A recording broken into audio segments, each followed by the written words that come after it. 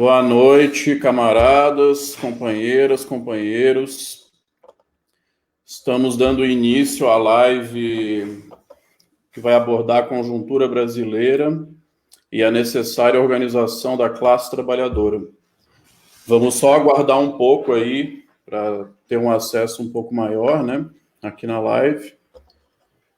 E já vamos dar início ao debate. Essa live é organizada pela Unidade Comunista Brasileira, UCB, e pela Unidade Popular e Sindical, UPS. Busca trazer uma contribuição aí para o debate sobre a difícil conjuntura que a gente tem enfrentado, né?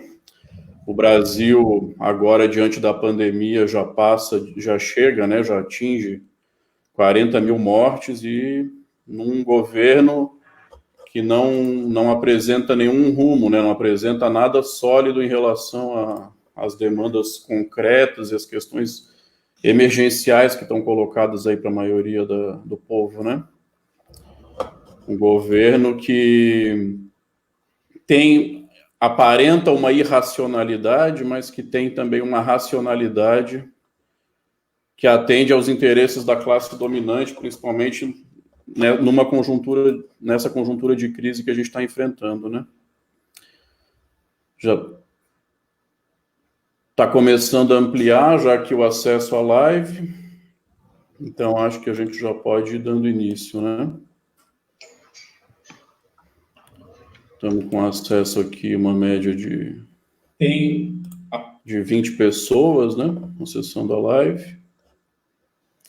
Tiago Melo, boa noite, camaradas, boa noite. Acho que podemos dar início, então, né? Então, a iniciativa dessa live, né? Como eu falei, partiu da Unidade Comunista Brasileira, UCB, e da Unidade Popular e Sindical, UPS. A UPS, que é uma organização que busca organizar trabalhadores com ou sem emprego, sindicalizados ou não, e que é uma organização de massa, né, que é vinculada programática e ideologicamente à Unidade Comunista Brasileira, UCB. A UCB é uma organização de caráter partidário, né, marxista-leninista, e aí é interessante a gente trazer um pouco, né, do porquê a necessidade de uma organização marxista-leninista, né, nos tempos atuais, né, porque no século XXI segue vigente, né, na realidade mundial, da América Latina, do Brasil, a necessidade de uma organização marxista-leninista, ou seja, uma organização de quadros, uma organização com centralismo democrático, uma organização que almeja ter uma unidade ideológica, né, que almeja ter uma estratégia revolucionária de transformação radical, né, da realidade brasileira, a partir de uma análise concreta, né, da situação concreta, ou seja, a partir de um conhecimento das particularidades da realidade brasileira, das particularidades da realidade latino-americana, né? Então, por que essa necessidade, né? Porque existe também, né, é vigente, né, uma ideia de que o marxismo-leninismo seria um dogma, né, ou seja, seria algo estanque, algo fechado. Mas a própria realidade histórica, ela mostra algo diferente, né, ela mostra que diferentes povos do mundo, né, com a classe trabalhadora à frente, se apropriaram do marxismo-leninismo de maneira original, e construíram processos revolucionários tendo em conta a particularidade do seu país, né? Então, seja na África, seja no Oriente, seja na América Latina, seja no próprio processo da Revolução Russa, a gente percebe uma mediação, né, com a realidade nacional desses povos e, ao mesmo tempo, algumas dimensões que são universais, né, da concepção marxista-leninista, né? Então, por que se colocar como marxista-leninista? Eu acho que tem uma série de questões, né? Tem o próprio legado aí de Marx e Engels, que é importante destacar, que é um legado que não tem como compreender descolado da militância revolucionária de Marx e Engels, ou seja, a Liga dos Comunistas, a Primeira Internacional, não tem como compreender, inclusive, a obra deles sem essa praxis, né, sem essa vinculação direta com a construção de uma alternativa revolucionária, e o desenvolvimento leninista, que vem trazer questões centrais e que, em alguma medida, até se acentuam mais nos dias de hoje, né? O Lenin, que vai desenvolver a questão do imperialismo, né, da fase monopolista do capitalismo, que hoje se agudiza ainda mais, claro que com características diferentes do que o Lenin constatou na sua época, mas na essência, né, segue sendo a mesma essência do capitalismo monopolista, do imperialismo. Lenin, que esteve à frente de um processo revolucionário, a Revolução Russa, né, e que resgatou o caráter revolucionário do marxismo, combatendo o reformismo, né, e o revisionismo que tinha tomado conta da Segunda Internacional, né, e o Lenin, que também legou alguns princípios organizativos que, claro que devem ter uma flexibilidade de acordo com cada conjuntura, de acordo com os tempos atuais, mas que trazem também algumas questões essenciais que seguem sendo fundamentais, né? Eu acho que a própria ideia do centralismo democrático, claro que deve ser considerado como um processo de construção de baixo para cima, né? Um processo de esgotamento do debate, um processo em que a crítica e a autocrítica, né, são fundamentais para se superar os desafios, né? E aí a autocrítica no sentido de verificar na prática, ou seja, verificar o acerto ou o erro, né, de uma determinada política na prática, né? Qual a consequência que determinada política está tendo, né? Ela está realmente marchando no horizonte do que se almeja ou está indo no sentido contrário, né, do horizonte estratégico que se tem, né? Então, na própria prática, verificar o acerto ou o erro, né, de determinada política e né, construir esse processo crítico e autocrítico a partir daí. E aí, a América Latina é interessante, né? Se a gente pega, por exemplo, camaradas na Venezuela, na Colômbia, né, resgatando o marxismo-leninismo junto com o legado do bolivarianismo, por exemplo, né? O que significa o Bolívar no sentido da luta anti-imperialista, né, na própria construção nacional da luta pela independência, que aí resgata também a luta indígena, resgata também, né, a luta dos negros, a luta quilombola, né? A gente pensar Cuba trazendo o seu legado martiano de José Martí e, ao mesmo tempo, pilares fundamentais do marxismo-leninismo, né? Ou El Salvador, né, com o Partido Comunista Salvadorenho, depois a FMLN, né, enfim, particularidades da realidade nacional, mas que também trazem esse legado do leninismo.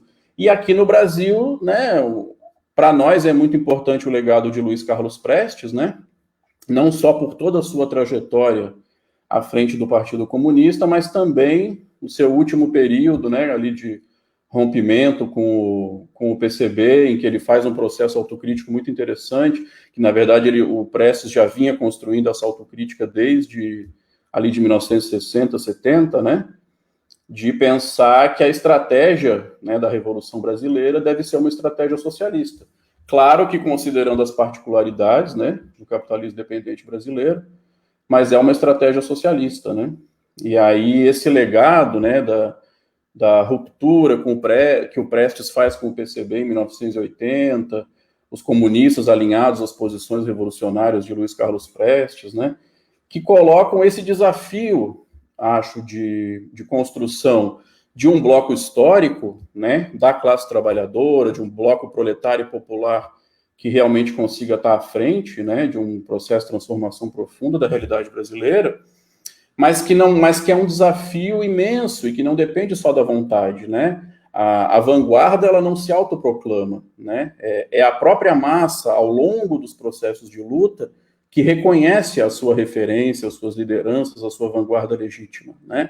Então, esse desafio de reorganização, tanto do movimento proletário popular, quanto do próprio movimento comunista, é um desafio muito complexo e que não depende só da nossa vontade, né? Não basta se autoproclamar como vanguarda, né? E aí a importância, inclusive, do desprendimento tanto para construir o diálogo com diferentes forças políticas, né, inclusive para além dos comunistas, quanto também o diálogo entre diferentes organizações comunistas, né? A UCB tem participado do Pacto Comunista, né, onde faz um diálogo com outras organizações comunistas e busca construir algumas posições em comum, né, alguma construção, inclusive, de política, né, cotidiana em comum. Então, a iniciativa dessa live, né, é de ser mais uma contribuição para esse desafio, né, para esse imenso desafio de organização da classe trabalhadora diante de uma conjuntura tão difícil, né, como essa que a gente está enfrentando. Então, a gente vai ter o debate aí sobre a conjuntura nacional, né, e o desafio da organização da classe trabalhadora, com a camarada Elza, que é minha colega, né, de categoria, é assistente social da Secretaria da Saúde do Rio Grande do Sul e dirigente do Sindicato dos Servidores Públicos do Rio Grande do Sul, Sindizep, né, do Rio Grande do Sul. E com o camarada Amaury Soares, que é policial militar aposentado, dirigente da Intersindical, ex-presidente da Associação dos Praças do Estado de Santa Catarina e ex-deputado estadual também, né, por Santa Catarina. Então, a gente começa pelo Soares, é isso, né? Então, vou passar a palavra aí para o Soares, em torno de 20 minutos, né, podendo estender mais um pouco para abordar aí o nosso tema de hoje. Bom, boa tarde, boa noite, Davi. Uma satisfação estar participando desse evento, desse trabalho, dessa atividade contigo. Cumprimento também a camarada Elza, né? Satisfação ter a alegria de poder contribuir nesse debate junto com vocês, num esforço de bem representar a nossa organização, Unidade Comunista Brasileira, e de trazer alguns elementos para potencializar a reflexão e também a participação, por escrito ou de outra forma, das diversas pessoas que puderem, ou que estiverem nos acompanhando agora, ou que puderem depois ter acesso a esse debate, o conteúdo desse debate, né? Saudar todos os camaradas da UCB que estão acompanhando, camaradas também da UPS, da JUCO, militantes, camaradas de outras organizações comunistas, né, que a gente também convidou e que ficaram de acompanhar, militantes que fazem parte das organizações que compõem o Pacto Comunista, ou outras ainda, e se permitem todos vocês, né, uma saudação especial aos militantes novos, que não são de nenhuma organização política, ou talvez nem tão novos, né, e nem tão pouco tempo na militância, mas que não fazem parte de nenhuma organização política. O nosso esforço no sentido de estabelecer um diálogo para tentar abrir canal de negociação com estes setores, né, com essa militância que está chegando e que está muito inquieta e muito com vontade de absorver mais, avançar mais ou até se integrar mais ao debate sobre os rumos da sociedade brasileira nos tempos atuais, da sociedade mundial e especialmente, claro, da sociedade brasileira. Começar fazendo um apanhado mais geral de que sociedade a gente está vivendo e que situação histórica a gente está vivendo, que momento histórico a sociedade brasileira vive nesse momento, a humanidade vive nesse momento, né?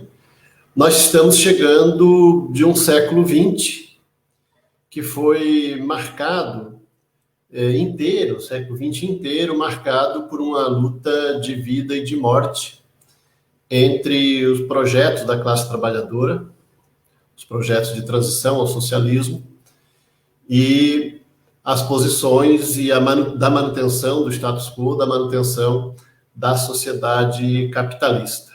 Nós estamos chegando de um século de luta de vida e morte, como já falei, e isso não é apenas força de expressão.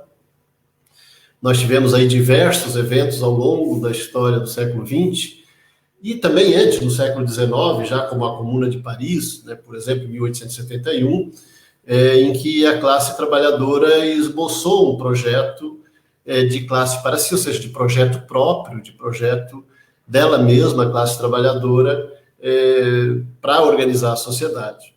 O século XX foi marcadamente caracterizado por esta luta, a luta das classes trabalhadoras, das organizações populares, pela sua emancipação diante da exploração e da opressão da sociedade capitalista, né, já em fase imperialista ao longo de todo o século XX.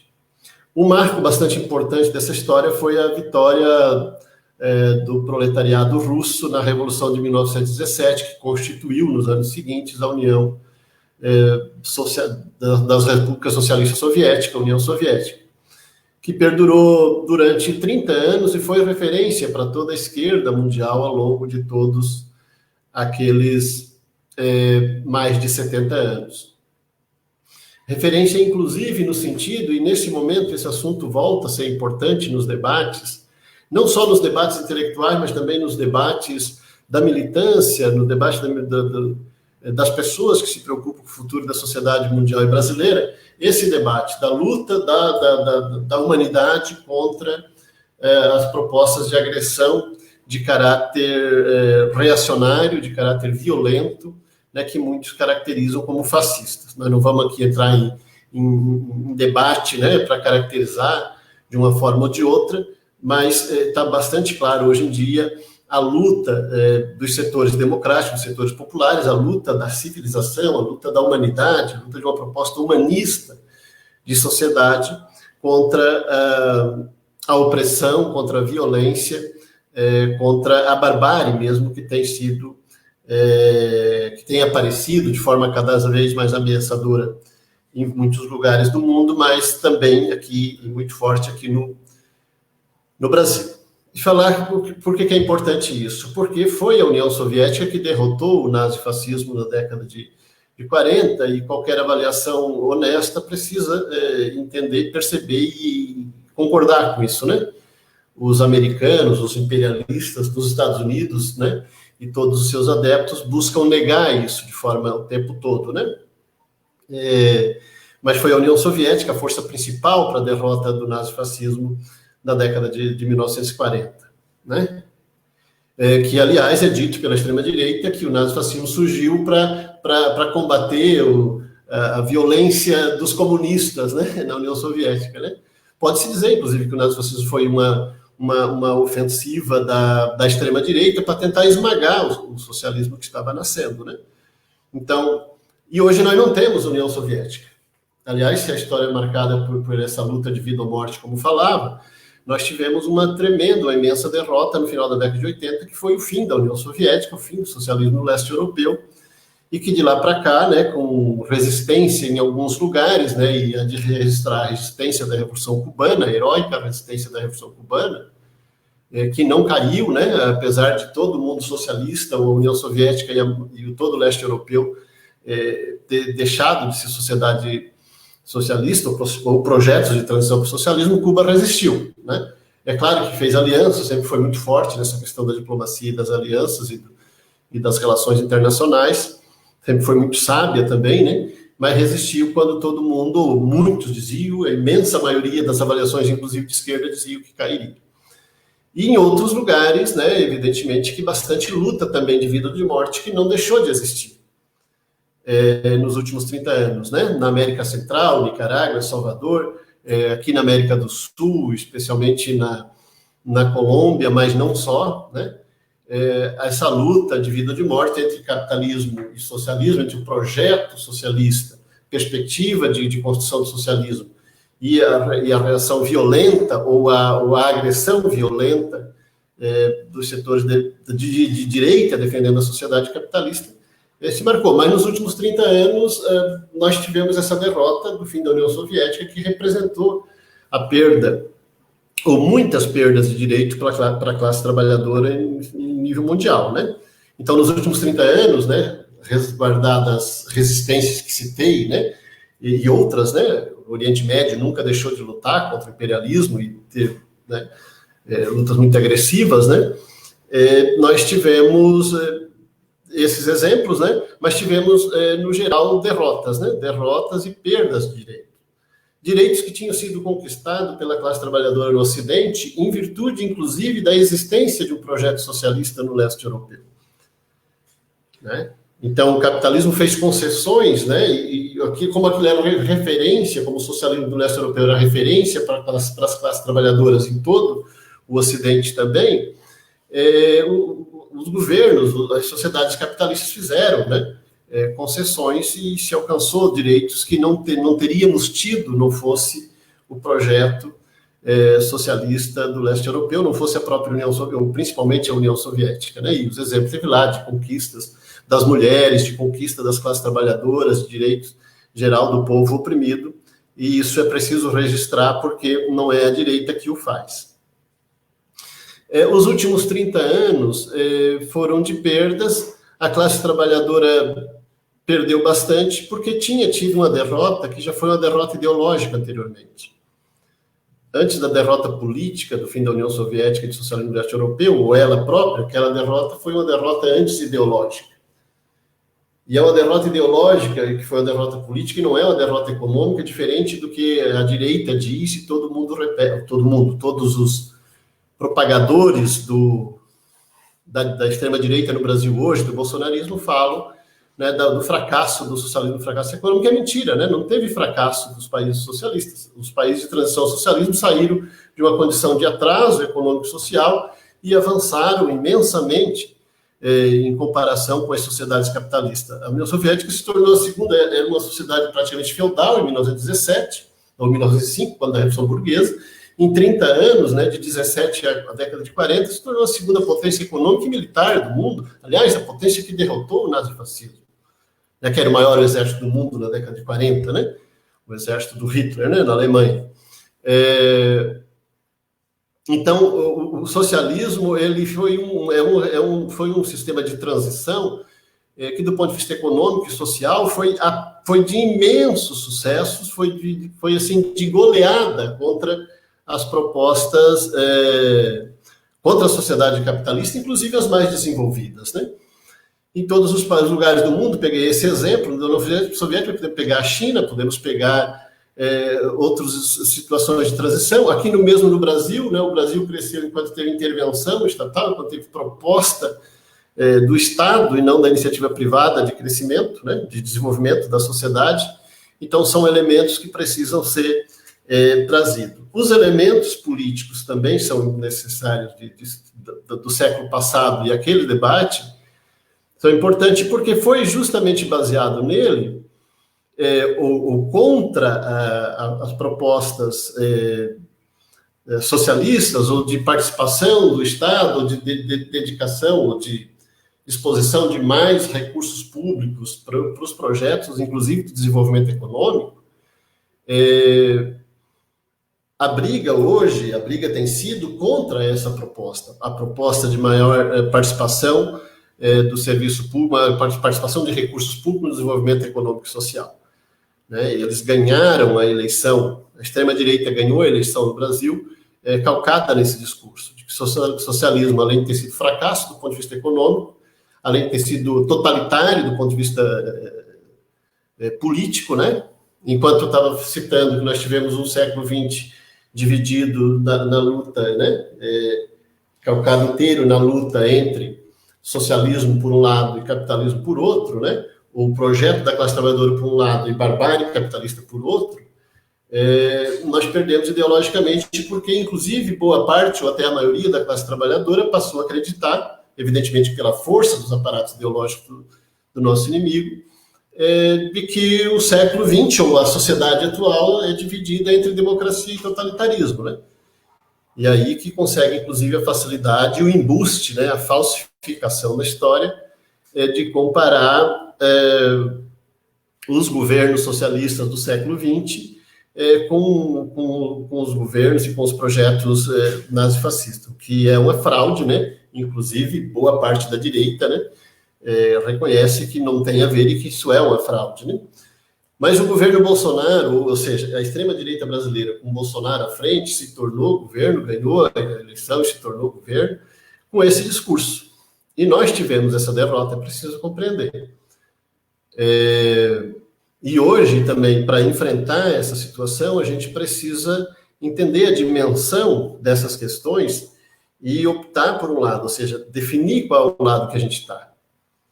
Né? O muro, aquele negócio de que, não, eu quero um capitalismo humanizado, porque, né, o socialismo é legal, mas algumas coisas do socialismo, né, a gente não pode estatizar tudo, né, não pode fazer como fizeram em outros lugares do passado. Não estamos aqui para discutir isso, né, até porque seria uma discussão imensa, né? Então não se trata de dizer que tudo foi bonito nos projetos de transição socialista, mas dizer que a possibilidade de saída para a humanidade depende da construção do projeto socialista. Aqueles projetos lá que foram e acabaram tendo recuos e derrotas, né, foram experiências importantíssimas, né, como já falei, do ponto de vista econômico, social, político, e que precisa ser retomado. O rumo é aquele, a perspectiva socialista que precisa ser colocada em oposição à barbárie capitalista. Né? E aí discutir, evidentemente, que também as imensas dificuldades da construção desse projeto. O que o governo Bolsonaro, chegando na conjuntura brasileira? Então, nós tivemos uma derrota nesse debate, aqui no Brasil. Né? Então, a derrota foi também nesse aspecto, aqui no Brasil, e por isso que a extrema-direita se tornou governo. Nós perdemos esse debate dentro da nossa própria classe, para a extrema-direita. Né? Então, a gente precisa ter a clareza disso para que a gente possa fazer o trabalho necessário nos tempos de hoje. O governo Bolsonaro, como disse no debate Igor Grabois, né, que está aqui nos acompanhando, camarada da Arma da Crítica, que também faz parte do Pacto Comunista, o Bolsonaro conseguiu reunir o que tem de pior na sociedade brasileira, o que tem de pior na política brasileira, para constituir o seu governo. Aliás, ele conseguiu, inclusive, piorar o que já era muito ruim na política brasileira para constituir o seu governo. E o resultado é isso que a gente tem visto todos os dias. Tem visto todos os dias, né, toda semana, com uma nova situação de espanto, né? A gente se espanta, apesar de saber a capacidade, né, da perspectiva da extrema-direita, né, no Brasil e no mundo, né? Mas a gente não deixa ainda de se espantar, né, com as coisas que o governo faz, que o Bolsonaro faz. Né? A última de ontem, né, inclusive de incentivar as suas hordas, né, a invadirem os hospitais para verificar se é verdade que as pessoas estão morrendo de Covid ou de outra coisa. Né? Então, vê o nível, né, não vamos nem discutir tecnicamente, até porque, especificamente isso, até porque a Elza e outras pessoas têm muito mais capacidade, mas evidentemente que é um absurdo, é um crime isso, né? Isso que ele fez, até porque é crime invadir um espaço público e entrar num lugar controlado, exatamente em virtude dos riscos de uma pandemia.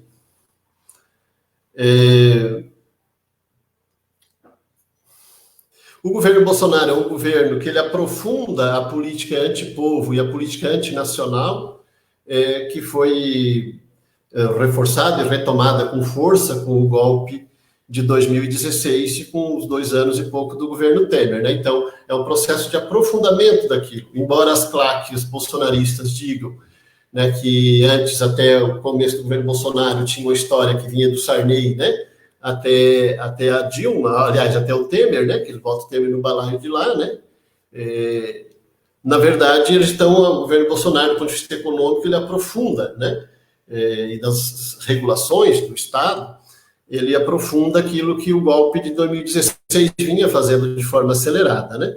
Do ponto de vista dos direitos trabalhistas, do ponto de vista dos direitos previdenciários, do ponto de vista da entrega do patrimônio nacional, né, do pré-sal, que já foi entregue lá no projeto do ainda, na época, senador José Serra, no governo Temer, né? De privatizar tudo que for possível, né? E o Bolsonaro, inclusive, ele continua falando isso, ele quer privatizar, inclusive, a EBC, Empresa Brasileira de Comunicação, né? A última privatização que ela anunciou aí no cercadinho do Palácio, né? De desregular todas as relações de trabalho, né? E isso prejudicar imensamente milhões e milhões e milhões de brasileiros. O projeto, do ponto de vista econômico, é mentiroso, é uma fraude, né? O projeto do Paulo Guedes, não, nós precisamos fazer isso para que o custo do Brasil seja reduzido e daí os capitais de todo mundo venham investir no Brasil e desenvolver a nossa indústria e criar mais emprego. Isso é mentira, isso era relativamente verdade para a década de 60 e 70. Na década de 80, começo da década de 80, já isso acabou, essa possibilidade, né? Ou seja, de tu ferrar com a classe trabalhadora e com as regulações, com o meio ambiente, inclusive, né? Para o capitalismo sentir o espaço atraente e vir para cá. Isso não existe. O Brasil não é fazendo isso que o Brasil vai conseguir competir com a indústria da Alemanha, dos Estados Unidos, do Japão. Os governos dos Estados Unidos, da Alemanha, do Japão e de outros, né, todos os países mais desenvolvidos, ponto de vista capitais do mundo, não vão deixar que a sua indústria venha se instalar no Brasil e criar o desemprego lá. Então, é uma ilusão isso que o Paulo Guedes está fazendo. Não sei se ele sabe que é ilusão, mas nem vem ao caso, embora, né, a moral e os bons costumes não seja muito também o forte dele e da gente dele toda, né? Então, o projeto que pode gerar algum desenvolvimento próprio no Brasil é justamente a criação de um mercado interno, e eles estão atacando isso, né? Na medida que eles estão tirando direitos trabalhistas, reduzindo os salários, ameaçando a redução do salário dos servidores públicos, né?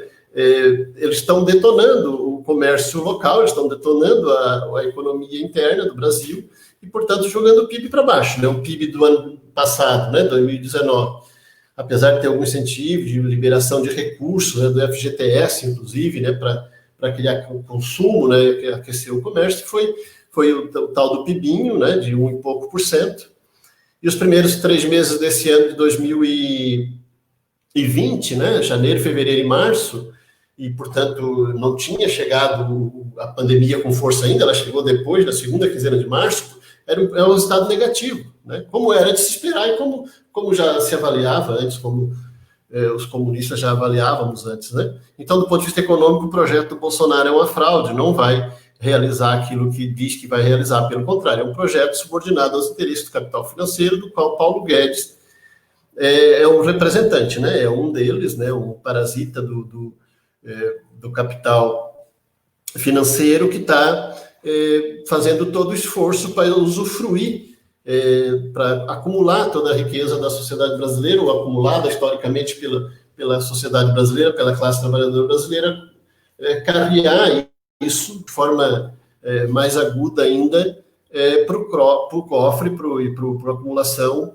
do sistema financeiro, dos grandes bancos, ou dos bancos em geral, ou dos rentistas, né, também, que vive e enriquece sem trabalhar e sem produzir, né, um pé de alface ou um prego, né, mas ficam ricos, né, justamente investindo em papéis. No ponto de vista da pandemia, o Bolsonaro, ele não é só o cara que não faz nada, como alguns dizem, né, inerte, que não defende, ele trabalha contra, o Bolsonaro trabalha contra qualquer coisa que seja certa do ponto de vista do combate à pandemia. E aí, por que ele faz isso? É porque ele acredita naquilo que o Trump também acredita, e outros extrema-direita pelo mundo afora, de que, olha, não tem jeito, vai contaminar 70% mesmo, mas as pessoas que vão perecer são os idosos e os que têm alguma doença. E na concepção, né, o caráter, né, aspectos do caráter fascista deles é que a sociedade fica mais leve se não tiver as pessoas doentes e as pessoas idosas. Então, é uma espécie de eugenia, né, de projeto eugenista, né, de seleção natural, de deixar que morram aqueles que não tiverem aptos a viver mesmo com o coronavírus. Isso que é um absurdo. Isso produz o resultado que existe, né, no Brasil. O Brasil é o segundo e vai rivalizar com os Estados Unidos, ser o primeiro colocado, inclusive em número de mortes pela Covid-19. E não adianta eles fraudar e colocar... fazer uma ocupação militar do Ministério da Saúde com diversos generais para ocultar cadáver, né, o que é uma especialidade, né, há décadas já, né. Não adianta eles fazerem isso. Se eles tirarem 40% ou 44% do número, porque não tem a confirmação que o Olavo de Carvalho quer, né, para caracterizar que a pessoa morreu mesmo pela Covid-19, mesmo que eles façam isso, não vai conseguir melhorar o quadro do Brasil no mundo, na questão Covid-19, né? Vão ser números astronômicos e a maioria dessas mortes poderiam ter sido evitadas, né? Então, é um governo que tem uma racionalidade geral, né? Que pensa isso, né? Que tem aspectos, né? De segregação racial, de eugenia, de segregação social, de deixa que morram os que eles consideram, né, que não são úteis para a sociedade que eles querem construir, que tem uma racionalidade dentro disso, que parece loucura uma racionalidade, né? E aí que também está, né, o grande drama, né, da sociedade brasileira de hoje, né? O grande drama que se expressa na relação do Bolsonaro, inclusive com os outros setores da direita, né? O Bolsonaro consegue brigar com todos os aliados, porque do ponto de vista do projeto econômico e social, eles estão juntos, inclusive com o Maia, com a Rede Globo, né, com o Alcolumbre. Eles são uma coisa só, com o PSDB, com os tucanos, né, eles estão juntos do ponto de vista do projeto de entregar o Brasil para os interesses do imperialismo dos Estados Unidos, o projeto econômico de ferrar com todos os direitos da classe trabalhadora, eles estão juntos, eles diferem em algumas questões do ponto de vista político, né, de qual a relação, o nível de violência ou de agressividade que vai ter dentro da sociedade, qual o nível de tolerância com a diferença de raça, de orientação homoafetiva, de orientação sexual, de gênero. Então, eles têm algumas diferenças nesses aspectos, né? Mas do ponto de vista do projeto econômico e social, do tipo de sociedade, da manutenção da exploração, dos monopólios, do latifúndio, né? E do sistema financeiro, do imperialismo, tudo num bloco só, num bloco de poder econômico e político, eles estão juntos, né? Mas o Bolsonaro consegue brigar com esses aliados do projeto econômico-social por questões que parecem, né, triviais, mas que para um fascista como ele são importantes, né? E ele próprio é uma fraude, né? Porque ele agora está se revelando, né? Aquilo que ele sempre foi, o risco dele sofrer um impeachment, né? O risco dos filhos dele serem processados, ou ele próprio, né? Tem levado ele a fazer alianças com o chamado Centrão, né?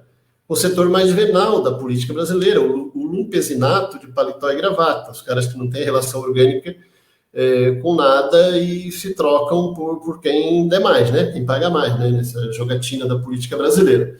Então, o Bolsonaro se joga de volta para o Centrão, na verdade é um reencontro com o Centrão, porque ele sempre foi de lá, ele sempre foi baixo clero, ele sempre foi esse costume. Bolsonaro não foi oposição nem um dia em todos os 30 anos que ele ocupa cargo público eletivo, ele não foi oposição nem um dia, nem ao governo da Dilma ou ao governo do Lula. Ele sempre teve em partido que tinha ministérios e ajudou a sugar. Ele é um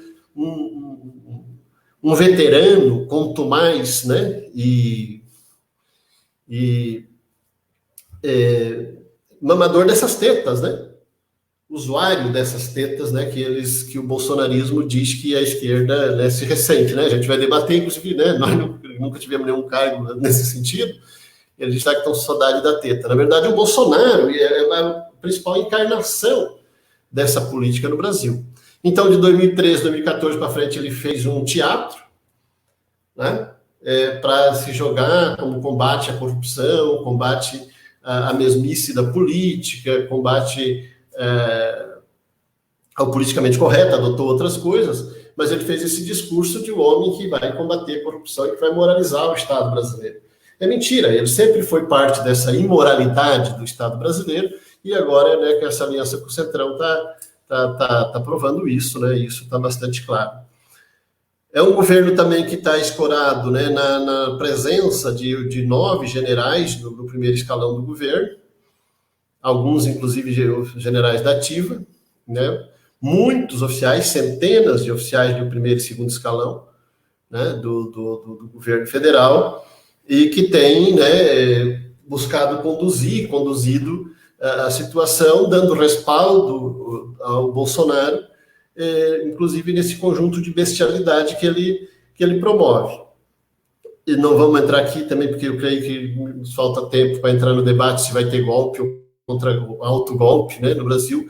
Enquanto os outros poderes estiverem cedendo, não vai ter, né? Não precisa ter, porque eles já estão instituindo e amedrontando a sociedade, fazendo recuar as instituições e impondo, né, essa essa política, né? Então, enquanto o Supremo e o Congresso estiverem recuando e fazendo política de vamos chegar a um acordo, né? Vamos botar mais um deputado de ministro, né? Vamos recriar o Ministério da Comunicação e botar um deputado bem relacionado no parlamento, lá no ministério, enquanto o Congresso e o Supremo estiverem fazendo, de vez em quando, né, dão uma enfrentada, mas depois no dia seguinte já chega a turma do deixa disso, né?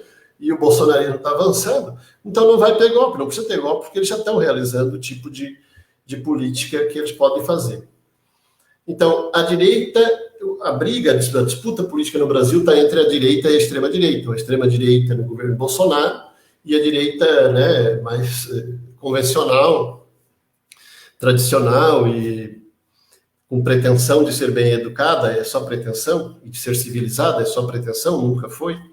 Né? Sempre foi violenta, sempre apoiou, incentivou, criou condições para se estabelecer a violência de classe contra os oprimidos e os explorados no Brasil, mas eles fazem um teatro ali, né, tucanos e outros, né, de que são diferentes, que são democratas, né? A disputa está entre eles, ou seja, a esquerda, as organizações populares, e a pandemia agravou isso ainda mais, né? Infelizmente, estamos fora desse grande debate nacional, né? Nós estamos sendo ignorados nesse grande debate nacional, né? A pandemia agravou isso, né? Então, a gente precisa trabalhar, inclusive, dentro dos nossos limites de força e capacidade, justamente para que as organizações populares voltem a buscar ter protagonismo dentro da luta de classe no Brasil. O dia 7 de junho foi importante, foi puxado por organizações juvenis, né? Muita maioria até, inclusive, organizações espontâneas, com muito espontaneísmo, boa vontade, torcida organizada, grupos setoriais de jovens, né? A maioria das organizações, né, não esteve, inclusive orientou a não ir. Né? As maiores organizações populares da chamada esquerda brasileira, das organizações populares que foram importantes na história dos últimos 40 anos no Brasil, orientaram a não ir, né, para o 7 de junho. Né? Então, é preciso que esses setores, e que nós, como comunistas, que participamos, né, de uma forma ou de outra, ou estamos inseridos dentro desse processo, né, ou até alijados dentro desse processo, né, a gente consiga influir também para que as organizações populares saiam, né, do recesso, né, e consigam operar. Evidentemente que a gente respeita, né, as pessoas do grupo de risco, precisam se cuidar. Evidentemente que a gente não defende aquilo que os bolsonaristas defendem, que é uma gripezinha que não precisa se preocupar, precisa se preocupar, precisa cuidar muito, precisa estabelecer todos os meios de proteção, né, para sair de casa, para sair às ruas, mas precisa construir condições para voltar a operar fora de domicílio, construir, né, debate pelas redes sociais, como a gente está fazendo isso aqui, é importante, né, mas não basta, é preciso que, talvez não seja e não vai ser como era até o ano passado, né, mas a gente precisa voltar a ter condições de organizar lutas reais, atividades concretas, né, das organizações populares, também para resistir às ofensivas da extrema-direita, mas para que a gente possa retomar o caminho. Só a organização popular, só o povo organizado, né? Só o povo trabalhador organizado, a classe trabalhadora organizada, junto com todos os setores oprimidos, pode, né, estabelecer uma dinâmica que venha derrotar o governo Bolsonaro e o bolsonarismo. Né? Não basta derrotar o Jair Bolsonaro, é preciso derrotar e tirar do governo o bolsonarismo, não ter ilusões com outros setores da direita, embora possam ser aliados para derrotar o Bolsonaro e o bolsonarismo, mas não se dá de ter ilusão. O projeto futuro, depende da reorganização da classe trabalhadora e depende da perspectiva socialista. Né? Depende de construir essa clareza dentro da massa da classe trabalhadora que se organizar efetivamente em defesa dos seus direitos. Precisa construir a consciência ou reconstruir a consciência da necessidade do projeto socialista para o futuro da humanidade, né? Ou não terá futuro, né? O capitalismo só produzirá cada vez mais barbárie. Mas a organização da classe trabalhadora é o tema, né, que a camarada Elza vai abordar melhor. Né? Agradeço aí a atenção, peço desculpa por ter... Não sei, eu não anotei aqui, possivelmente passei um pouco dos 20 minutos. Estamos à disposição.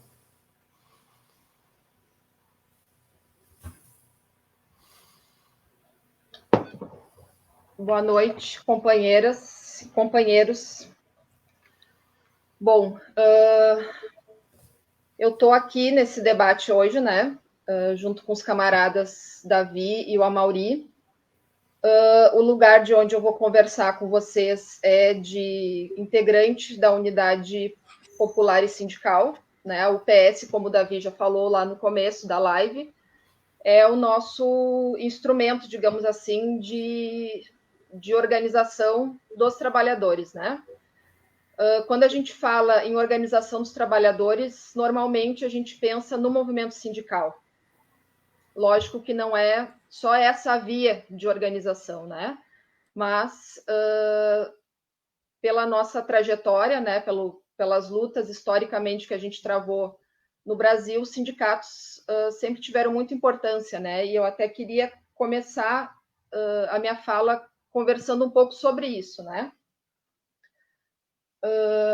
Eu acho que para a gente poder pensar, né, colocar alguns elementos assim para pensar o que a organização dos trabalhadores exige do movimento sindical e das organizações políticas hoje, é importante a gente trazer alguns elementos históricos, assim, né, da história recente do movimento dos trabalhadores no Brasil, né? É bem importante, eu acho, a gente entender que nesse momento, né, de muitos anos para cá, a gente vive um processo de ocaso, digamos assim, né, daquilo que se chamou de o novo sindicalismo no Brasil, tá? E essa fala que a gente vai fazer aqui, acho que é importante deixar bem claro, né, até porque são muitas pessoas, provavelmente, que estão assistindo a gente, que não são militantes da UCB e da UPS, né, e é importante a gente deixar algumas questões muito claras, assim, né, uma delas é que a gente não está falando aqui quando a gente retoma esses momentos históricos, né, como o novo sindicalismo, que teve como seu rosto principal a CUT, a gente não está falando aqui entre os do bem e os do mal, ou os que erraram muito, erraram pouco, a gente está fazendo uma avaliação, uma análise, né, com base na teoria onde a gente se baseia e na nossa prática, né, como comunistas, né? Então, é isso que está aqui em base a nossa análise. Então, acho que a gente tem que entender que de vários anos para cá a gente vive esse ocaso do novo sindicalismo, né, no Brasil. Esse movimento sindical que ainda tem seus traços hoje nas lutas dos trabalhadores, que surgiu lá na década de 70, né? Então, a gente tem que voltar um pouco na nossa história para entender o que acontecia naquele período no Brasil, né? Era um momento ali de ascensão das lutas dos trabalhadores, principalmente contra o regime empresarial militar, contra as consequências do milagre econômico, né, que endividou profundamente o país, e que tinha uma outra composição a classe trabalhadora naquele período, né? Eram outras características, por exemplo. Na década de 70, todo mundo vai lembrar que a gente teve grandes greves operárias, né? E para a gente ter grandes greves operárias, a gente tem que ter uma indústria, né? Uma participação da indústria no PIB nacional maior, e era muito maior naquela época do que é hoje, né? Na verdade, esse processo de desindustrialização que a gente vive hoje é o maior em 70 anos, né? Então, a distribuição dos setores na economia são fundamentais para a gente entender a caracterização da classe trabalhadora, né? Então, lá naquele período, a gente teve uma vanguarda muito combativa, né? Da CUT, da Central Única dos Trabalhadores, inclusive nós fizemos parte dessa construção, né? Nós, a militância organizada, né, em torno das posições revolucionárias do Luiz Carlos Prestes, naquela época a gente era corrente comunista Luiz Carlos Prestes, a gente participou dessa construção naquele período. Então, tinha uma outra caracterização, né, era um ascenso das lutas dos trabalhadores, A gente vinha num processo de lutar para conquistar direitos, né, que depois foram colocados, muitos deles, né, ainda que com muitas limitações, mas colocados na Constituição Federal de 88. E era um período muito diferente do que a gente vive hoje, né, de tantos retrocessos e de uma luta muito frágil ainda, né, por várias razões, e que não consegue sequer resistir a tantos ataques, né. O que é importante a gente também colocar, assim, para entender em que momento que a gente está hoje, né? Naquele período ali, seguindo a década de 80, década de 90, a gente ainda tinha não dá para se dizer que tinha uma condição de pleno emprego, mas a gente tinha condições de segurança no trabalho, no emprego, muito melhores do que se tem hoje, né? Muito melhores do que a gente veio a ter, principalmente na década de 90, né, que a gente teve os governos neoliberais, né, do Fernando Henrique, da abertura com o Collor, e de toda a destruição da força de trabalho que veio junto com esses governos, e de profunda destruição do emprego, né, do desemprego estrutural, principalmente ali na década de 90. Essas mudanças fez com que o sindicalismo ele fosse também perdendo o seu caráter mais combativo, classista, né? Então, a gente foi acompanhando ali na década de 80, 90 até os dias de hoje, num processo que as centrais sindicais do campo da esquerda foram se adequando, na verdade, né, a essa mudança no cenário econômico do país, né, ao aumento absurdo da informalidade, né, dos postos de trabalho com relações de trabalho muito frágeis no setor de comércio, de serviços, né, enfim, e essa perda de protagonismo na indústria que foi se dando a partir do fim da década de 80 de forma muito rápida, né, até chegar ao que a gente tem hoje aí de uma indústria que tem uma participação de 10% no produto interno bruto, né.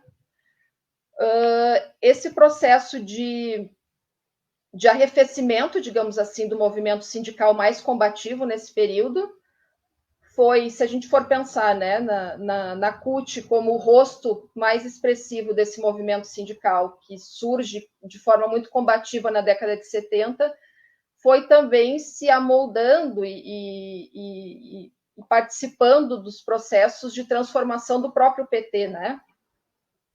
Que foi fazendo concessões de programa, né, à medida que o partido também foi galgando espaços no parlamento, conquistando prefeituras, governos estaduais, né, até culminar lá em 2003 com a eleição do Lula para presidente, né?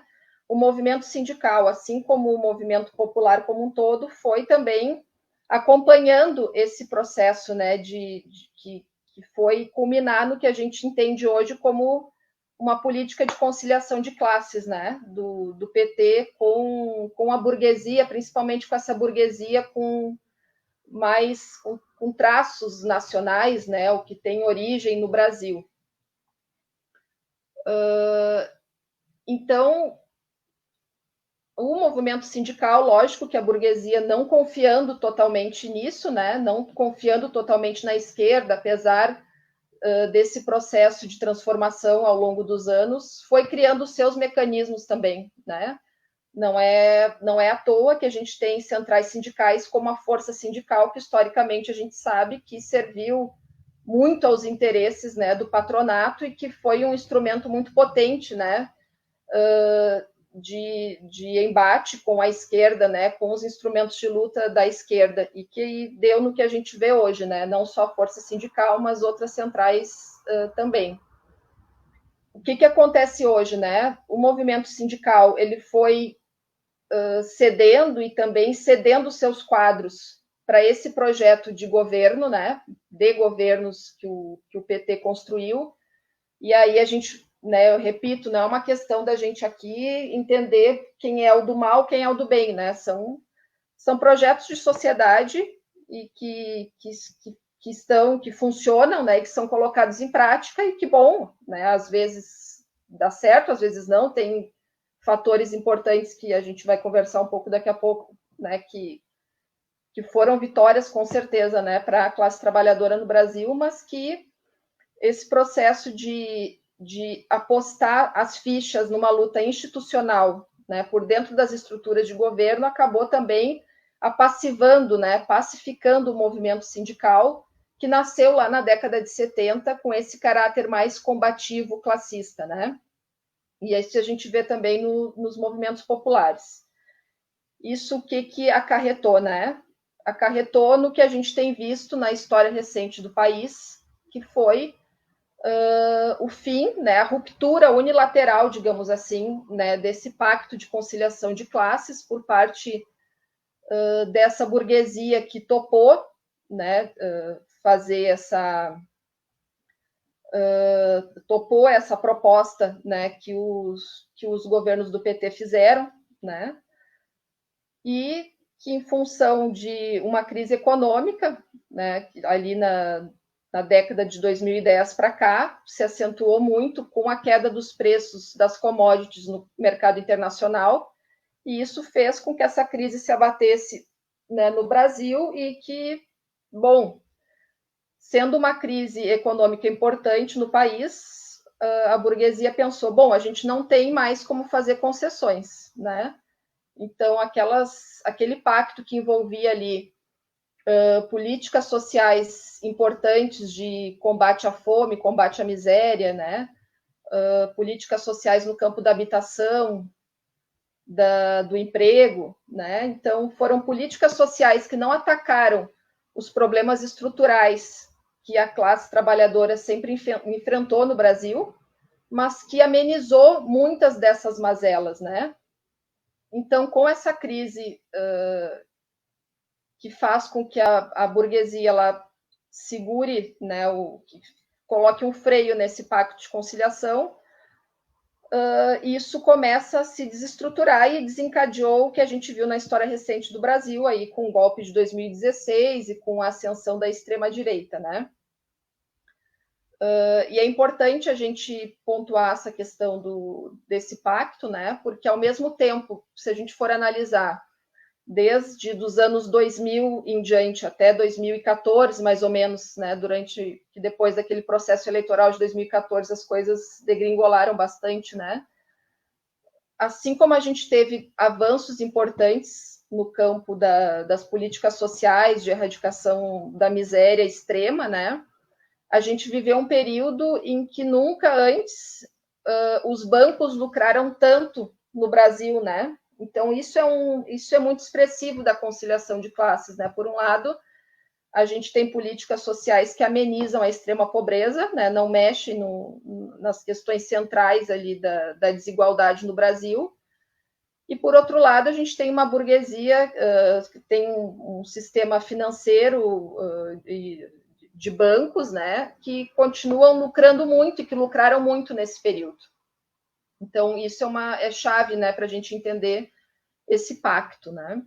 Tanto é que a concentração de renda no Brasil, ela ficou inalterada, né? Teve uma certa distribuição da renda ali das classes médias, né, para os estratos mais empobrecidos da classe trabalhadora, mas não se fez uma distribuição de renda verdadeira, né, que é desconcentrar a renda, né, acabar com essa coisa vergonhosa que é um dos países mais desiguais do mundo, né?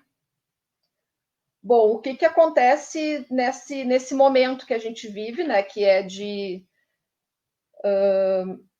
ascensão aí da extrema-direita, né? E aí a gente pode falar desse momento a partir aí de 2015, 2016, talvez, que a nossa conjuntura começou a mudar de forma mais drástica, né? Mas, depois de tanto tempo, o movimento sindical apostando nas negociações, né, nas lutas, digamos assim, dentro de uma legalidade pactuada, a gente se viu completamente acéfalos, assim, para enfrentar essa conjuntura, né? A gente tem, claro que a gente tem grandes lutadores sociais, a gente tem sindicatos muito combativos, né? A gente tem centrais sindicais que tentam se construir de forma mais radicalizada, mas a gente entende que isso não é o suficiente, que isso não chega na classe trabalhadora, né? A gente vê que o movimento sindical ele não tem mais poder de convocação, né? Então, se a gente for ver desde do impeachment em 2016, né? A gente não conseguiu os movimentos populares, né? E o movimento sindical que fez parte desse projeto de apostar que era possível ter avanços por dentro dessa ordem democrática burguesa, que a gente sabe que é extremamente limitada, né? Quando isso se rompe, né? Quando se dá essa ruptura unilateral aí por parte da burguesia, a gente vê que nós estamos praticamente desarmados, né? A gente não consegue responder a tantos ataques, né? E ataques tão violentos que os trabalhadores, eu falo, a gente, nós, classe, né? Nós, classe trabalhadoras, a gente não consegue responder a tantos ataques e de forma tão violenta, né? Como tem acontecido nos últimos anos, em que o nosso inimigo de classe, ele sequer, ele não respeita mais sequer aquela legalidade que foi pactuada lá na Constituição de 88. Né? O nosso inimigo, ele já está completamente fora da ordem, né? Ele já está contra a ordem. E nós, trabalhadores, e nossas entidades, e nossas representações, a gente também não consegue lutar nesse campo, né? Nesse campo onde o nosso inimigo, onde as elites mudam as regras do jogo, né? Subvertem completamente essa democracia, essa singela democracia que a gente constrói desde 88, né? E a gente se vê paralisados, né? Estagnados diante de tantos ataques, né?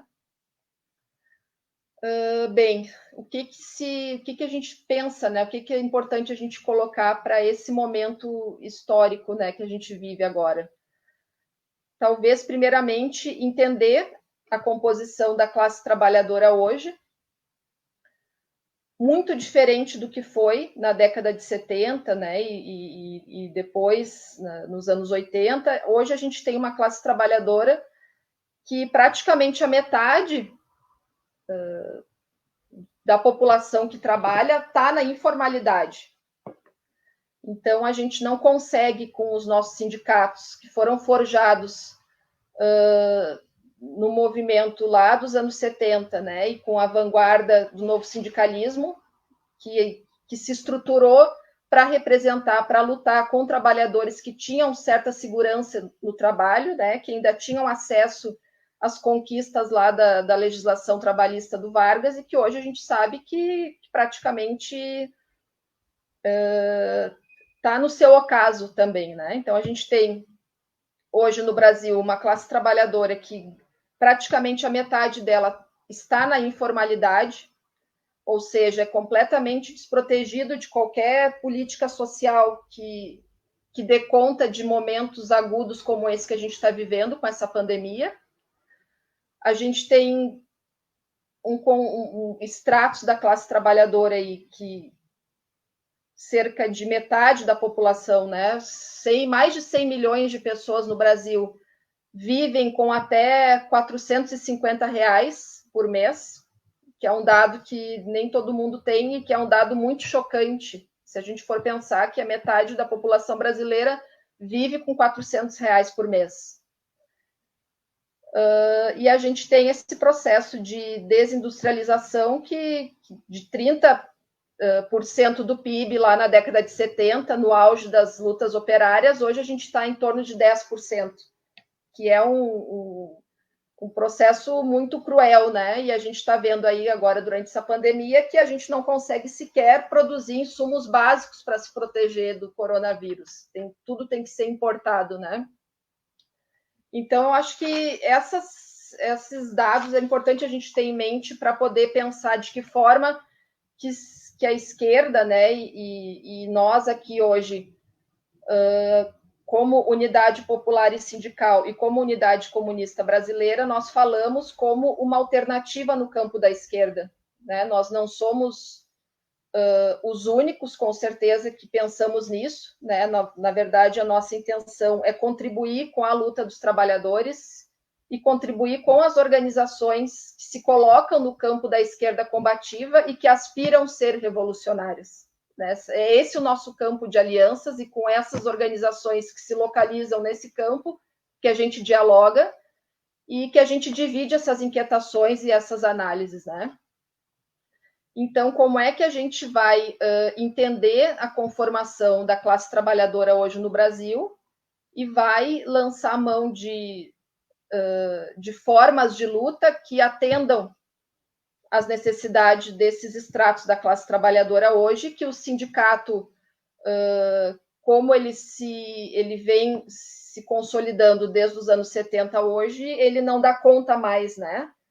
Então, a gente tem exemplos muito claros, assim, por exemplo, das greves que se tentaram fazer em 2017, né, com exceção ali da greve do dia 28 de abril, as outras greves foram muito frágeis, né, e acabaram, talvez, paralisando o país mais por conta de uma imposição ali, né, da paralisação dos transportes, do que uma paralisação de trabalhadores pela consciência mesmo de classe, de compreensão daquele momento, né? Então, o movimento sindical hoje ele está muito distante da classe trabalhadora e a gente precisa reinventar isso, né? Eu acho que uma questão também que se coloca muito importante agora é que nós precisamos trabalhar com os nossos colegas de trabalho, né, ou nos nossos locais de moradia, nas universidades, nas escolas, que a gravidade da crise do capitalismo e as consequências que essa crise impõe para os de baixo, ela exige muito mais de nós, trabalhadores, muito mais do que lutas corporativas, né? Lutas por vitórias mais imediatas. A gente precisa trabalhar e isso faz parte dessas táticas que a gente tem que usar para poder retomar uma organização mais combativa no Brasil, é poder trabalhar com os trabalhadores a questão de que, bom, não bastam mais vitórias imediatas e conquistas corporativas, porque isso sequer está posto mais, certo? Por exemplo, a gente vem de uma greve no final do ano passado, em que a gente fez greve para receber salário. E isso não era o comum há uns anos atrás, né? A gente fez uma greve para receber salário e essa greve foi posta na ilegalidade, sem qualquer argumento racional por parte do judiciário. Os trabalhadores grevistas estão sofrendo descontos absurdos de salário a ponto de os próprios trabalhadores, inclusive de outras categorias, ter que se organizar para poder ajudar as pessoas a se alimentar. Né? Então, é evidente que isso está fora das regras do jogo que a burguesia nos impõe hoje. A gente não pode pensar mais que é possível essas lutas corporativas visando vitórias, né? Então, é muito necessário, é muito importante que a gente trabalhe na perspectiva da luta anticapitalista com os setores da sociedade que a gente pretende dialogar e pretende que se organizem e pretende que avancem na sua consciência de classe, certo? Isso está muito dado agora, né? Mais do que nunca. Se até poucos anos atrás a gente ainda fez parte, a gente ainda respeitou, né, as regras do jogo democrático que foi possível estabelecer lá no final dos anos 80, e que o nosso inimigo já não respeita mais há alguns anos, certo? Então, a gente não pode ficar para trás, a gente tem que ter formas de luta, de organização, que respondam ao grau de violência que as elites impõem contra os de baixo hoje em dia. Então, por isso que a gente está conversando nesse sentido, né? Por que os instrumentos de luta que se pensou nos anos 70, por que hoje eles não respondem mais a realidade dos trabalhadores, né? A gente não consegue. E eu faço parte de um sindicato que eu avalio que é combativo, que é um sindicato que se coloca à esquerda, né? Não é um sindicato que se faz de isento, nunca foi. E a gente percebe isso, né? Que a capacidade de mobilização, de convocação, ela é extremamente complicada, porque as pessoas estão frustradas, estão pobres, estão vendo uma derrota atrás da outra, a ponto de não conseguir se proteger de uma e já receber outra, e não conseguem ver nenhuma possibilidade de vitória com essa conjuntura que está dada hoje, né? Então, a gente precisa reinventar essas formas organizativas, né? Então, para a gente pensar um pouco, talvez de forma mais propositiva, né? O que a gente se propõe, tanto a UPS quanto a UCB, de fazer na nossa prática militante, né? Na nossa prática política, e de convidar as pessoas que tenham essa vontade de lutar, né? É encontrar formas de desenvolver essas formas alternativas de luta, né? A gente vê aí muitos trabalhadores no campo, né? Principalmente trabalhadores assalariados que não compõem aqueles sindicatos mistos, né? Que são sindicatos de pequenos produtores, junto com o patronato do campo, né? Muitos safreiros, né? Eu, no meu trabalho, eu tenho muito contato com trabalhadores do campo que trabalham por safra e que são trabalhadores que não têm muita perspectiva organizativa, né? Que não têm ao que recorrer, e são trabalhadores muito importantes para a luta de classe no Brasil. E esse contingente absurdo de trabalhadores informais e de trabalhadores extremamente precarizados, né, e que se agravou muito depois de 2017, com a aprovação da reforma trabalhista, né, não esquecendo nunca que a intenção da reforma trabalhista, segundo a direita, né, segundo os parlamentares da direita, era que se resolvesse a questão do emprego, né, do desemprego no Brasil, e a gente vê um desemprego que aumenta cada vez mais, né? E trabalhadores desalentados, trabalhadores que desistiram de procurar trabalho, trabalhadores subaproveitados, que trabalham 10 horas e poderiam, têm força, têm condições de trabalhar 30, né, até para ter uma renda melhor. Então, é o caos completo que a gente vive no Brasil hoje, né, de destruição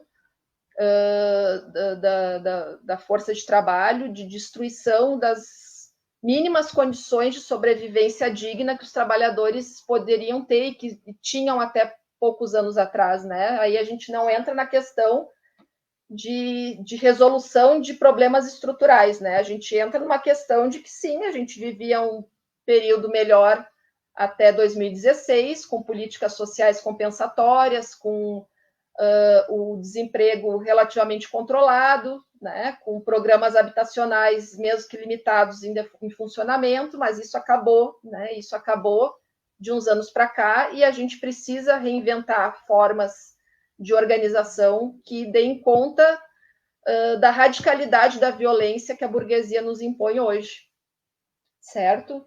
Então, acho que esse movimento de identificar como é que é essa composição da classe trabalhadora no Brasil, como é que a gente vai dialogar com esses trabalhadores que são ambulantes, que são trabalhadores que trabalham com coleta de lixo seco, que são trabalhadores de aplicativos, né, que cada vez aumenta esse contingente, que são trabalhadores extremamente precarizados e que estão sujeitos a um sofrimento tremendo, né? Trabalhando no trânsito, sofrendo acidentes de forma desprotegida, gastando, né? Usando os seus recursos para sustentar esse posto de trabalho.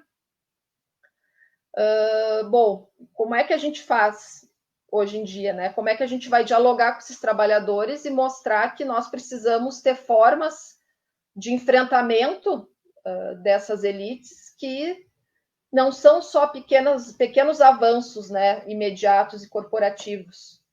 Então, é muito necessária essa organização hoje, sempre foi, né, porque historicamente, desde que se concebeu a luta socialista, né, desde que se concebeu a organização da classe trabalhadora em defesa dos seus interesses históricos, a gente sabe que a solução é essa.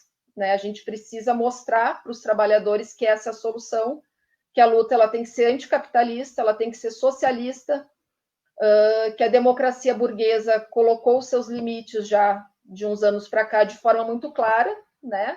Que o nosso inimigo ele joga muito sujo, né? Ele joga fora do pacto que ele mesmo estabeleceu com a gente lá no final dos anos 80 e que a gente precisa inventar formas de lidar com isso.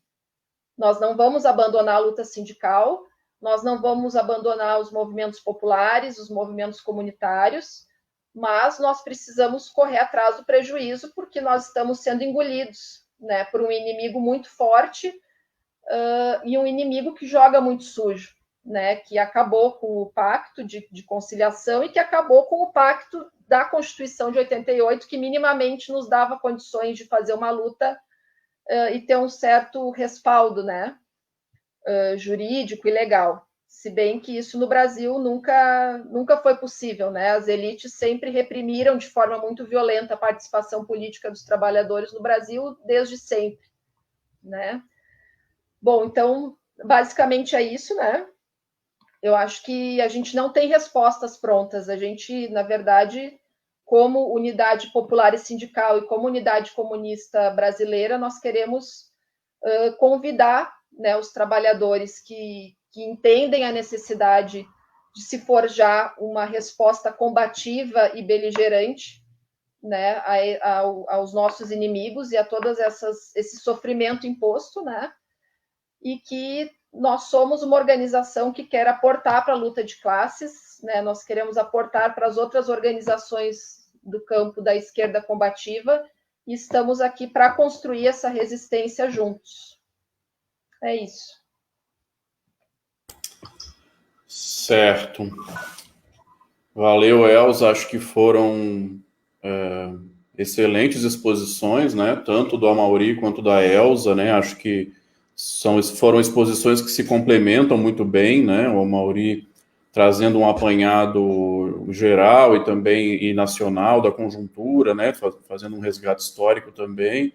A Elza focando mais na questão da organização da classe trabalhadora, fazendo um resgate histórico também, né, do movimento sindical e da luta da classe trabalhadora no Brasil, e trazendo esses desafios atuais, né, que realmente são imensos, que a gente também não tem uma fórmula mágica, né, uma fórmula pronta, mas que no cotidiano, né, e tendo o desprendimento de analisar, né, essa realidade atual, esses novos fenômenos, essa reorganização no próprio mundo do trabalho, né, e colocar o desafio de organizar a classe trabalhadora para além somente do sindicalismo formal, né, e como alguns aqui colocaram, surgem lutas espontâneas, né, o Landau aqui colocou, né, que mesmo em setores precarizados, de alguma forma, impõe aos trabalhadores modos de responder, mesmo que de modo espontaneísta, a esses ataques, né? E as organizações devem saber dialogar e organizar com esses setores, né? A gente teve comentário aqui de uma série, né, de companheiros, camaradas, né? A live chegou a ter 80 pessoas assistindo simultaneamente, né? E o conjunto de pessoas assistindo é maior também do que o que aparece ali como assistindo simultaneamente, né? Então, está sendo um debate muito produtivo, e eu acho que a gente pode trazer algumas questões que foram colocadas, né, e aí devolver para o Amaury e para a Elza, acho que responderem um pouco aí do que foi colocado e já ir se encaminhando para a finalização, né, a gente já tem 1h20 aqui de live, né, foi colocado, né, quem foi aqui, deixa eu ver...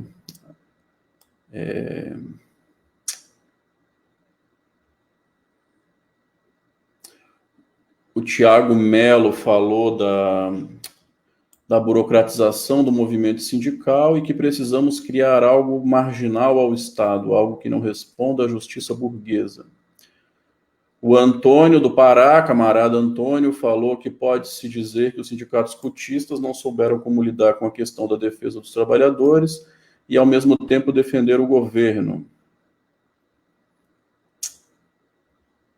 Foi colocado também a pergunta o que fazer, né, que eu acho que é a grande questão, né, a grande questão que está colocada hoje, o grande desafio que está colocado hoje é justamente isso, né, o que fazer. A Alessandra Coelho colocou, né, a pergunta que não cala, o que fazer, camaradas? registrar a presença aí, né, do Igor Grabois, do Arma da Crítica, que o Soares já citou, né, diversos camaradas aí da UCB, da UPS também. Eu acho que a gente pode passar, então, como é que a gente faz? A gente troca, começa pela Elza ou passamos para a Mauri? Passamos para a Mauri, então. Já seria, Davi, a fala de encerramento? Eu acho importante fazer isso para não ficar... A Elza acabou de falar e, de repente, dar um tempo para ela organizar na segunda fala. Eu acho que pode ser mais interessante, né? Como eu já estou mais tempo prestando atenção no que ela falou, né? Talvez mais fácil de fazer a intervenção agora. Seria a última fala? Seria uma fala de 5 minutos, é isso? 10 minutos?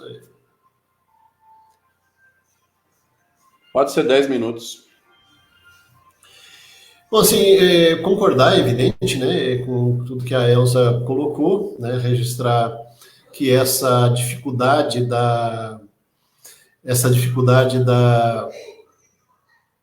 do movimento sindical é também a dificuldade do encurtamento do trabalho formal no Brasil, né, nas últimas décadas, nos últimos anos.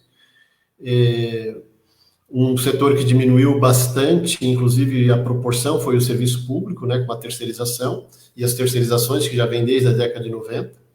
Aliás, o que não falei na fala anterior, né, os últimos 30 anos de resistência de derrotas, né, começou já logo 1 ano e 3 meses depois da aprovação, da promulgação, melhor dizendo, da Constituição de 88, que criou uma série de direitos, inclusive estabelecendo uma perspectiva de construção de uma forma de Estado, de uma estrutura de poder público, de serviço público, a ser regulamentado e construído posteriormente, e começou imediatamente a ser destruído, né, pelo governo Collor, né, e já caçando os marajás 1 ano depois da promulgação da Constituinte, foi eleito com esse discurso e entrou já detonando mesmo, né, e de lá para cá, terceirização, todas as precarizações, etc., né.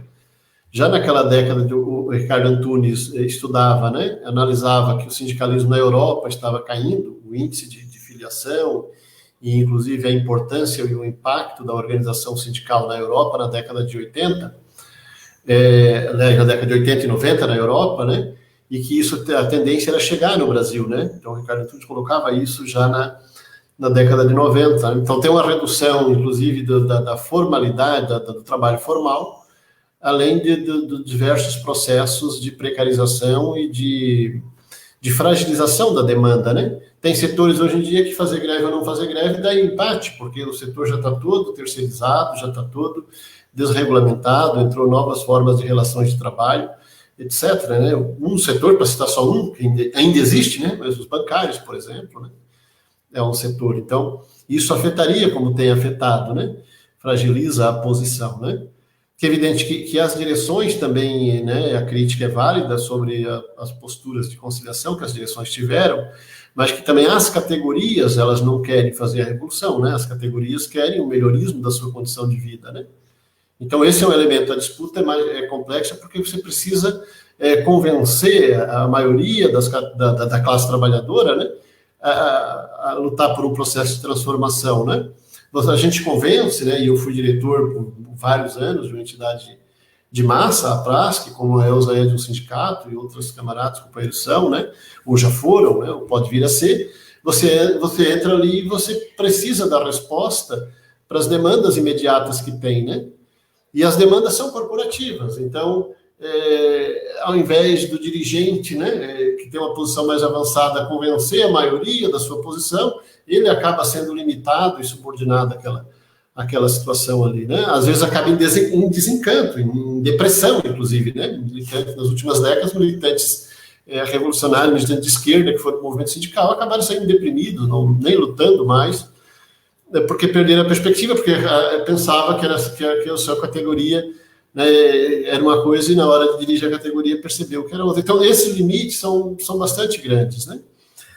Concordar com as outras e agradecer, né, as observações, algumas que li aqui na tela, enquanto ouvi a Elza falar, outras mandadas por outros meios, agradecer as manifestações. concordar que a burocratização e do movimento sindical cabe um capítulo, né? Aliás, já foi feita aí atividades live, né? Para debater essa questão, né? Do sindicalismo de Estado no Brasil, da burocratização do movimento sindical, da estatização do movimento sindical no Brasil, né? Que houve também, né? Então, isso acabou engessando ainda mais do que a própria classe já busca engessar, né? O desafio é convencer quem está na direção dos sindicatos a reservar, né, um pouco da estrutura, inclusive em pessoas dirigentes do sindicato, que seja liberado para trabalhar outras formas de organização e outros setores da categoria.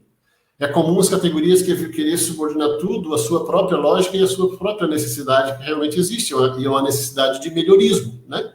Não é uma sociedade de revolução, na maioria das vezes, né? Acontecem exceções, é claro, né? Então, o desafio é as chapas, a disputa do movimento sindical. Nós precisamos pensar na solidariedade com o povo trabalhador inteiro. Então, estabelecer essa dinâmica, esse debate, e dedicar, inclusive, pessoas, né, da própria direção, né, mas também recursos, inclusive, condições estruturais do sindicato para organizar outros setores, né. Cito isso porque, indo para o debate colocado, que também entrou aqui, pela Elza citou, e o Landau também mandou a mensagem, né. Agora estão buscando se organizar os entregadores, né, de aplicativos, né, iFood e diversos outros, né, estão marcando greve, paralisação no dia 1º de julho. Em São Paulo, tem a Intersindical em São Paulo, companheiros da Intersindical Central da Classe Trabalhadora de São Paulo, dedicam um esforço, né, em organizar os desempregados, informais, os precarizados, né. E eles estão em contato e buscando desenvolver e trabalhar nisso, né? Nós tentamos fazer contato aqui, eu fiz contato hoje ainda com o sindicato dos motoboy, né, que tinha. O sindicato é uma pessoa, hoje. A diretoria anterior foi levada na conversa, ou trocou de emprego, tem uma pessoa no sindicato. E ele disse o seguinte, é para esse setor, mas aqui eles, como é novo o serviço ainda, né, eles estão se sentindo empreendedores, muitos, né? Tem gente que pensa diferente, mas tem muitos sentido empreendedores. O cara é MEI, né? É microempreendedor individual e ele acha que tá bom, porque dobrou a procura, dobrou a demanda, né? Por trabalho agora, né?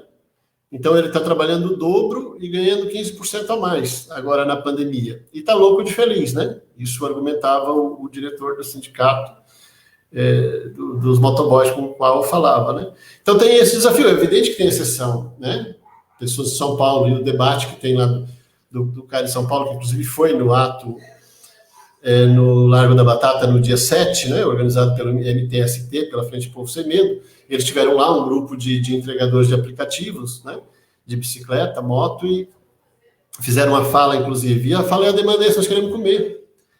É absurdo que nós entreguemos comida para todo mundo na cidade e nós não conseguimos comer. Nós vamos com fome entregar as comidas, né, para as pessoas, né? Às vezes comidas sofisticadas, né? E eles estão com fome. E trabalham ganhando R$900 por mês, né?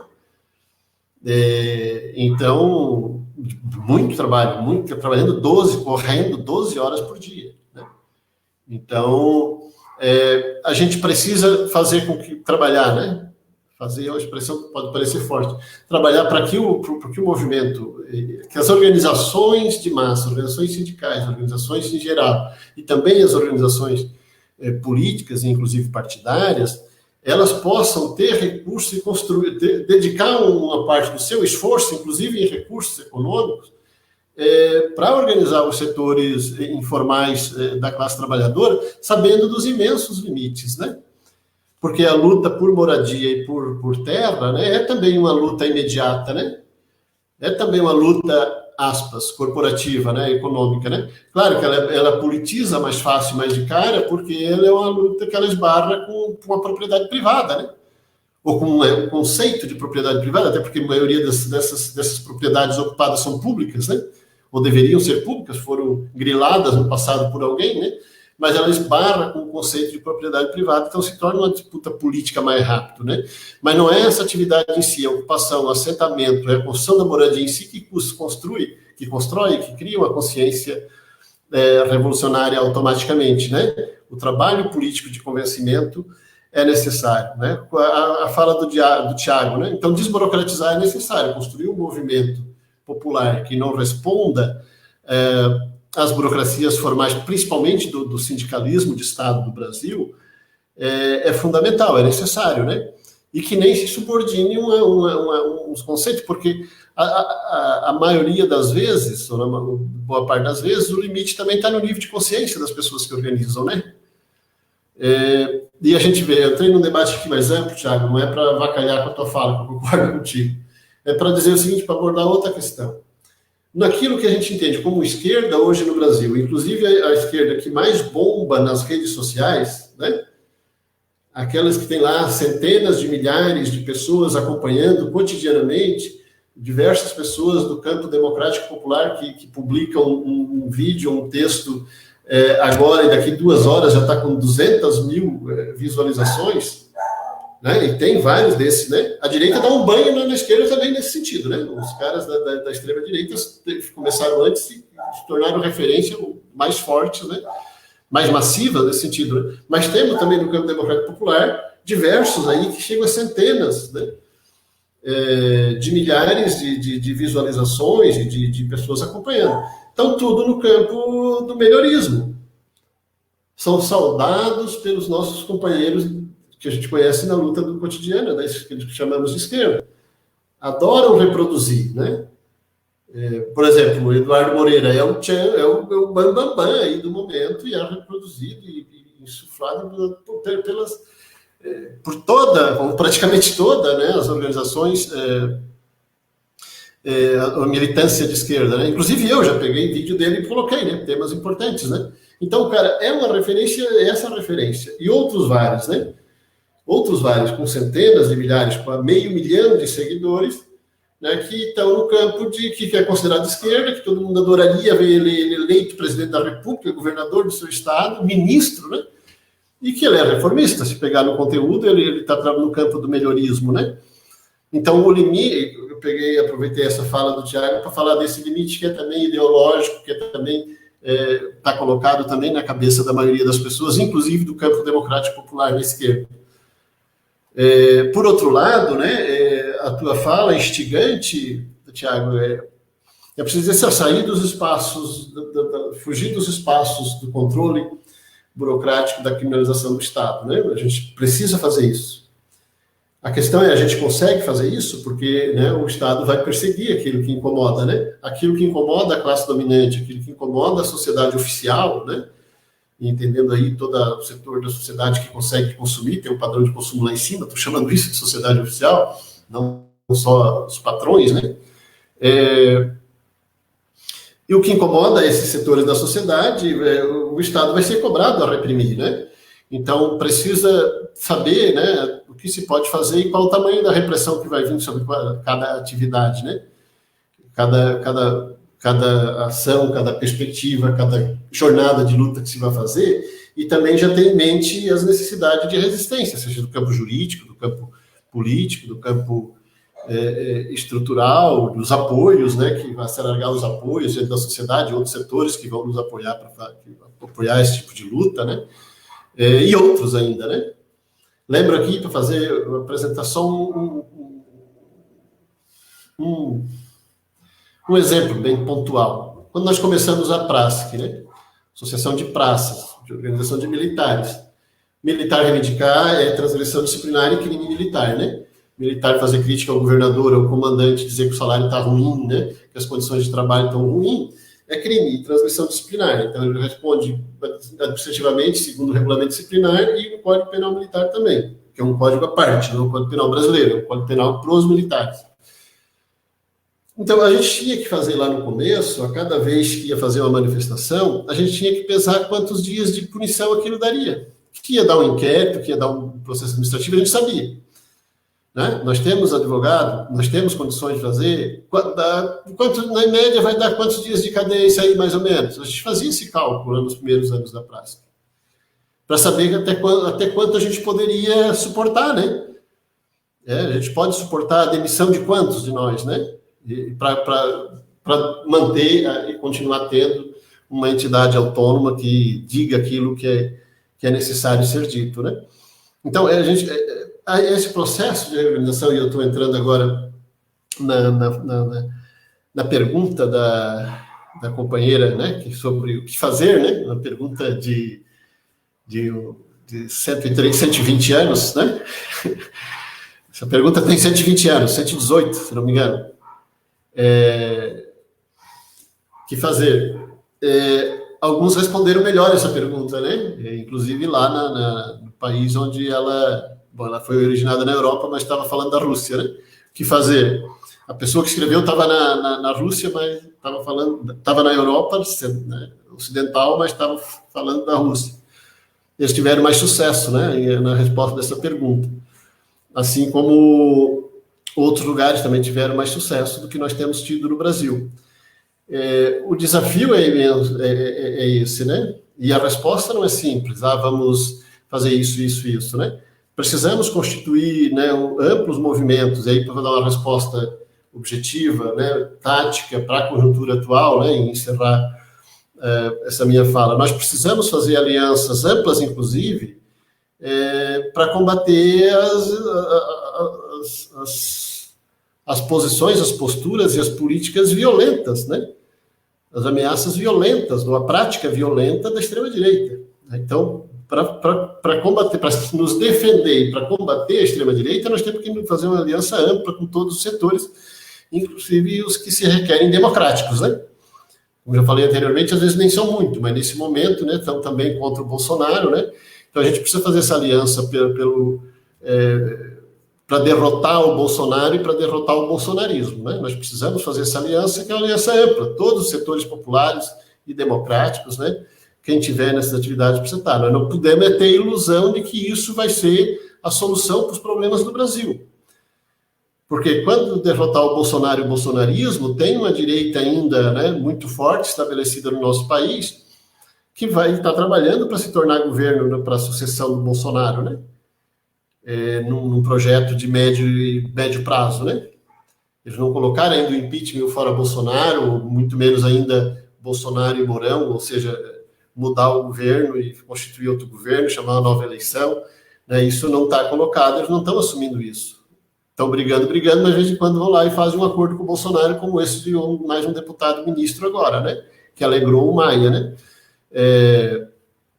Então, eles estão no processo de transição para suceder o Bolsonaro, suceder a extrema-direita, com um novo projeto de direita. E eles estão omitindo, inclusive, a existência do campo popular, do reformismo. Eles não querem nem o reformismo de volta no governo, né? O reformismo vamos dizer assim, do campo petista, né? Ou desse campo em geral, né? Eles não querem esse reformismo também, eles estão excluindo, né? E nós sabemos que então, a gente precisa buscar alianças amplas com todos os setores que queiram, neste momento, derrotar o Bolsonaro e o bolsonarismo, sem ter ilusões com a direita. E também não achar que o projeto reformista é a solução que vai permanente, a solução para sempre, né? Esse equívoco já se cometeu nas últimas décadas, né? De dedicar tudo e esperar que, né, no processo de melhorismo permanente nós vamos chegar à sociedade que a gente quer, e a humanidade já mostrou, o século XX inteiro mostrou, né, que não vai se chegar por essa via, né? Então, o projeto socialista e a perspectiva de construção do socialismo é uma necessidade permanente. Então, é preciso consolidar alianças também do campo socialista, do campo revolucionário, né, para ficar mais claro o que estou querendo dizer, né, no que fazer. E fazer um trabalho permanente de solidariedade e de aliança. A militância de esquerda precisa também muito dedicar um pouco mais de esforço nesse trabalho, e isso é não só uma crítica, né, uma autocrítica. Nós precisamos aprender ou reaprender a viver, né, mais próximo, em todos os sentidos da palavra, mais próximo dos setores mais precarizados da sociedade, né? Porque os entregadores e os motoboy não vão aceitar a direção de quem, né? Vão aceitar contribuições, eventualmente, e apoio, né? Mas eles não vão se sentir identificados, né? Automaticamente, porque no momento específico a esquerda foi lá e apoiou, né? É preciso que a militância de esquerda, a militância socialista, A militância comunista, a militância que quer transformar a realidade brasileira e mundial, para superar o capitalismo, derrotar a sociedade capitalista, derrotar o Estado capitalista e construir um Estado e uma sociedade, construir um Estado que conduza, né, o processo de transição socialista. A militância que acredita nisso precisa se envolver com os dilemas reais, né, da classe trabalhadora.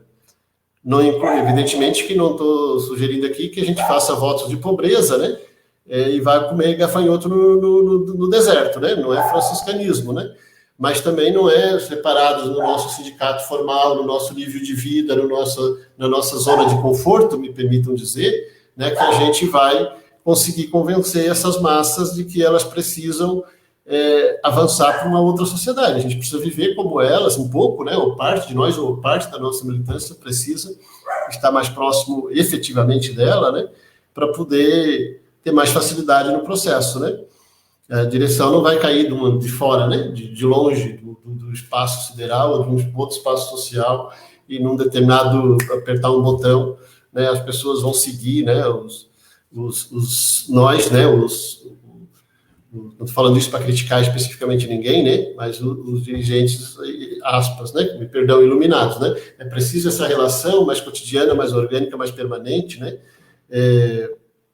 para que efetivamente possa haver maior interação. E esse é o grande desafio que a gente tem, né, um pouco que a gente conversava, né, estou aqui falando aí para todas as pessoas que estão ouvindo, um pouco que a gente conversava nos últimos dias sobre essa atividade aqui, né, eu, a Elza, o Davi e outras pessoas, né, esse é o grande desafio, né, como é que a gente efetivamente vai organizar o povo oprimido, a massa de trabalhadores informais, que é a maioria hoje, né, informais, precarizados, desempregados, hora empregado, hora não empregado, que faz bico, né, como é que a gente vai fazer isso, né, e inclui a gente dedicar e planejar, sistematizar um trabalho, operacionalizar um trabalho para efetivamente fazer isso, né, não tem fórmula mágica e nem fácil, né, e nem muito atalho também, é preciso ir construir, né?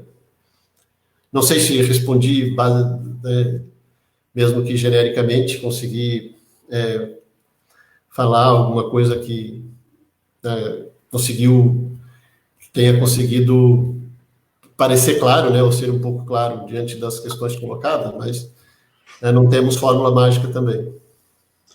Certo, Amaury. Não, eu acho que foram apontamentos aí que ajudam, né, no processo da gente ir amadurecendo esse debate diante dos desafios atuais, né.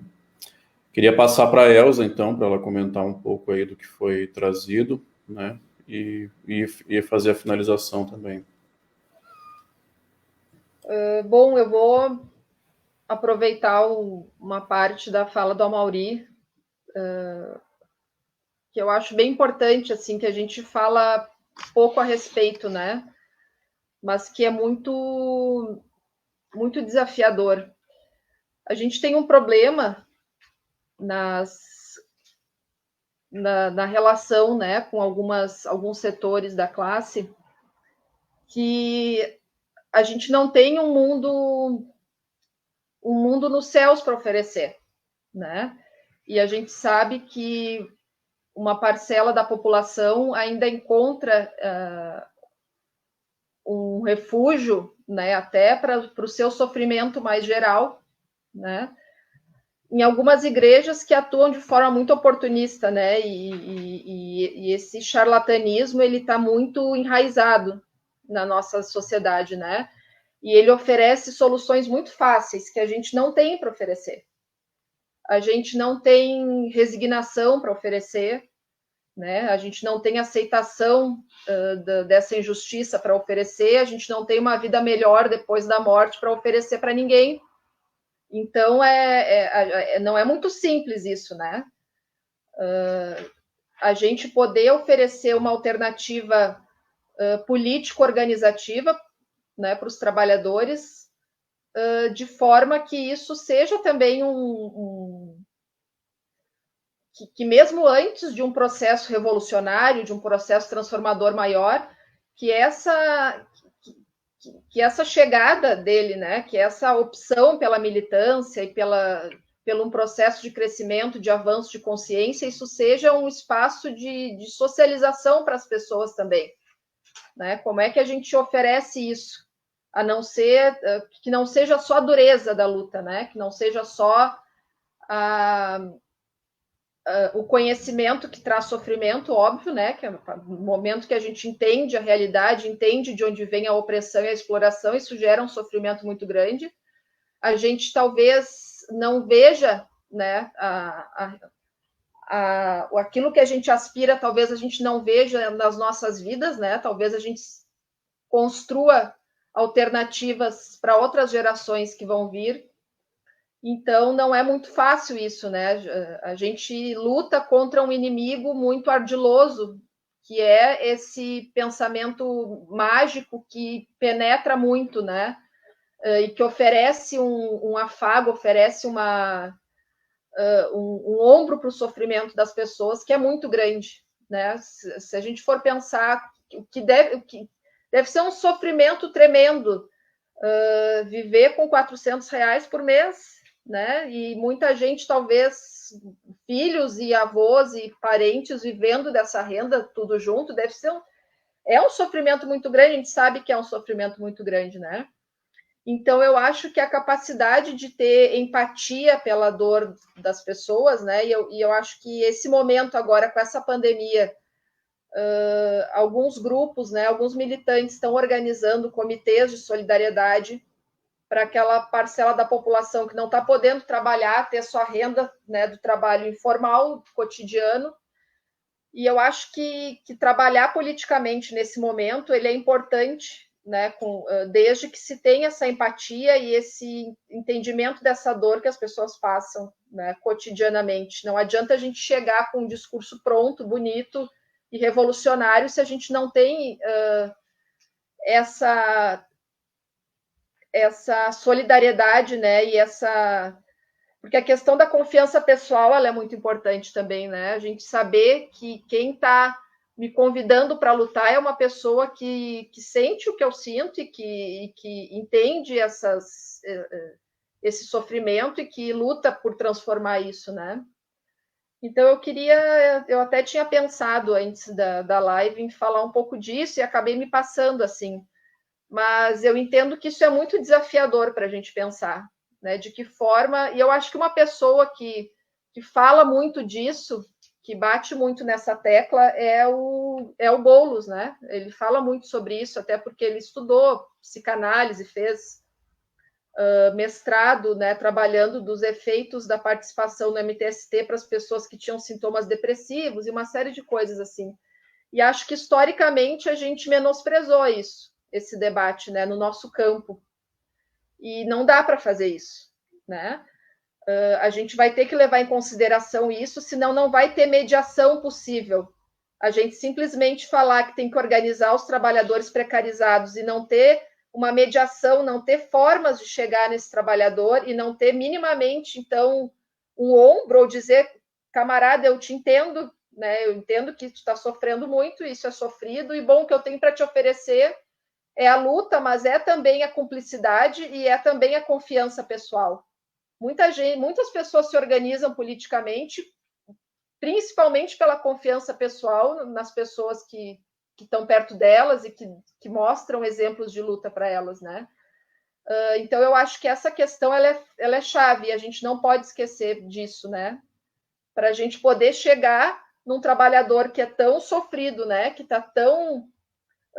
e que muitas vezes acaba recorrendo a recursos fantasiosos, né? E oportunistas de algumas correntes religiosas, porque a gente tem que ter mais a oferecer do que a dureza só da luta, né? Eu acho que a gente tem que oferecer um espaço, uma sociabilidade diferente, a gente tem que oferecer a confiança pessoal, a gente tem que oferecer a empatia pela dor que as pessoas passam, né? Senão fica impossível. Eu acho que não tem como, né, despertar a vontade para a luta se não tem minimamente esse cuidado, assim, né?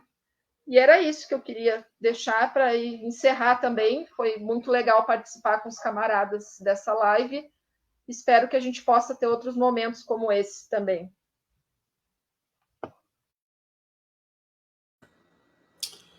Valeu, Elza. Agradecer aos camaradas, né, por esse debate, acho que foi fundamental.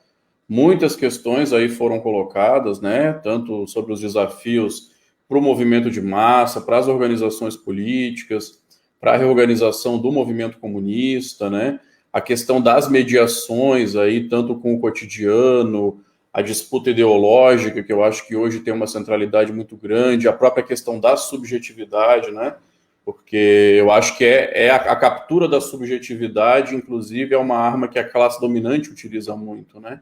A captura da subjetividade das pessoas, e a gente tem que ser capaz de fazer essa disputa e apresentar uma alternativa concreta, né? Como a Elza coloca, né? A alternativa que a gente apresenta não é fácil, não traz uma solução imediata, né?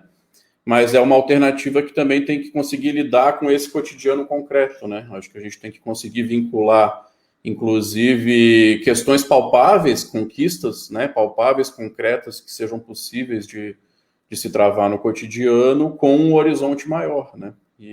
E aí, realmente, assim, a consciência, inclusive a consciência de entender, inclusive num processo de classe em si, classe para si, de entender qual que é o nosso horizonte, né? Ela não brota realmente só através do discurso ou só através do processo educativo, embora o processo educativo também seja importante, né?